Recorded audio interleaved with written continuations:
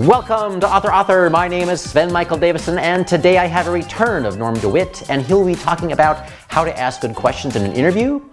Is he making it as a writer?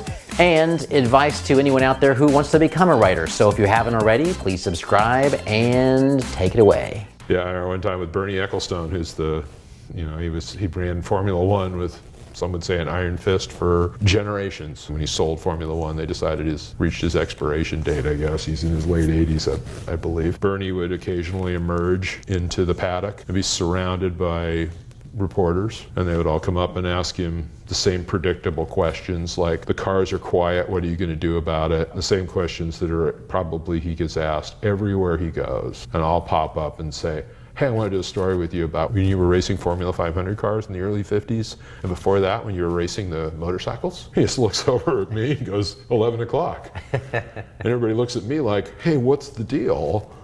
Well, you weren't asking him anything interesting. What's something that nobody knows? What's something that he might want to, that story he might want told? Now at the US Grand Prix, I'd pop in, I'd say, hey, I want to do a story now on the Brabhams, especially the Brabham Alphas. And he'd go, see you at 2:30. That access just breeds that kind of access to where eventually you have an amazing ability to get in and work with these people that made history. And it's just by not being stupid. There's really no secret to it. There's another one that stuck out in my mind. At the San Diego Air and Space Museum, Chuck Yeager, first man to break the sound barrier, was coming to town. Well, I refreshed my memory by rereading his book. And I wrote down some very specific questions, things I didn't understand that didn't make sense to me, particularly about the rocket plane, the Bell. I started asking all these technical questions when everybody else was asking things like, were you scared? Finally, his wife said, you read his book. And I said, well, yeah, got an opportunity to talk with Chuck Yeager, you ought to. And afterwards, I was putting my stuff away, and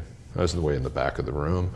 And this guy walked up to me and says, pleased to meet you, I'm Chuck Yeager. I was understandably shocked. He didn't do that with anybody else, but it was because he appreciated the fact that I was prepared. And it's something you learn working with guys like Yeager or Joe Kittinger, who's the one that jumped out of that capsule at 103,000 feet back 58 years ago. They prepare endlessly, and they expect nothing less of everyone that they're involved with, whether it be the Red Bull Stratus project that Kittinger was involved with when Felix Baumgartner jumped out of that Red Bull capsule and broke his record. They expect nothing less of the people they work with. But when you are prepared and you have an actual working understanding of what the topic is, then you're okay. If you aren't, you won't get a second chance. At this point, are you making a living at writing? It's dismal. I've learned that having the #1 best-selling book in motorsports and auto racing and automotive engineering, Stephen King is not having nightmares on account of me.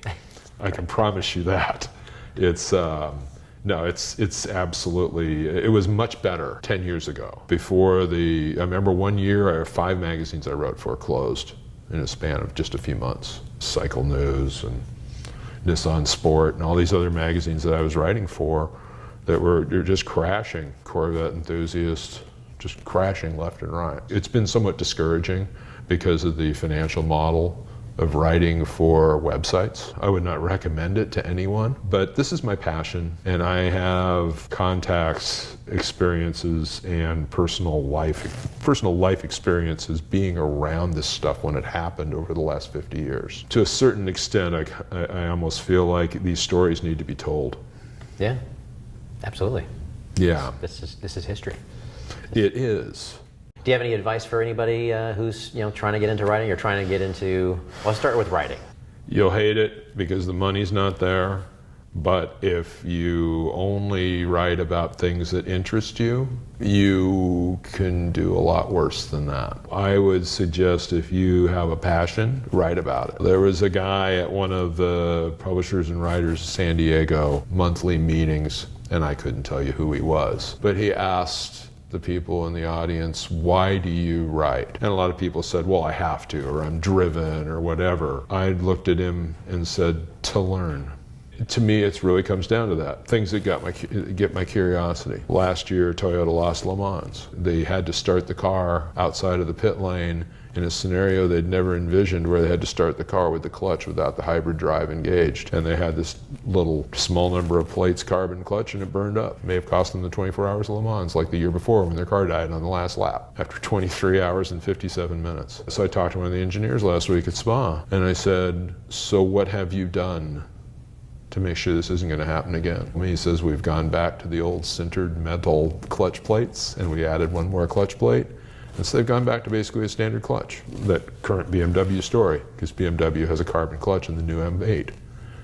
And I included that little story just as a, well, you know, maybe that's a good idea, and maybe it isn't. But those experiences give your stories another dimension, I mean, that most people don't have. Yeah. So. Yeah, and if some team's engineer won't talk to me, I'll find somebody with a very similar car whose designer will. And I'll say, well, what about this? Why is this like this? Why are the turbos so high and at the front of the engine? What the heck's that all about? It's terrible for weight distribution and things. And he says, yeah, I know. It's just something to do with what we've got on the production car. Although the BMW engineer, I couldn't get him to talk to me.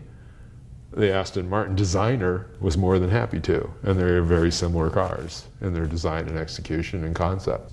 Having a curiosity, wanting to know how's this work, that's what drives everything that I do. Because if I was bored, I wouldn't do it. There's got to be a joy factor in it. If you're just writing this stuff so people come up to you and say, you know, wow, you're an author, it's the wrong reason. Yeah.